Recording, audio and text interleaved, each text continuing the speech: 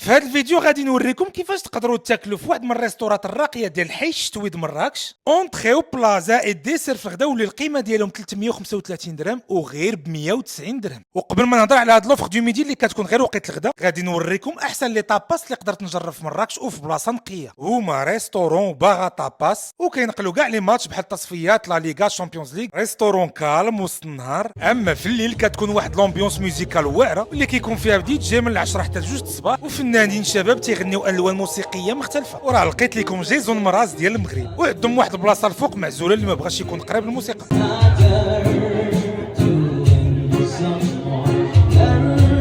عندهم ثلاثه لي فورمين مدوعه ديال لي طاباس ب 185 درهم. حنا خدينا الكاساديو التيرا واللي فيها باتاتاس برافاس بروشيت بولي ماريني بري فوندو. اما الكاساديو فيها اختيارات بحريه بحال طارتين سومون ولي بول بروفونسال واللي كانوا طايبين مزيان ورطبين، واهم حاجه بنان. واحسن حاجه درت هي اختاريت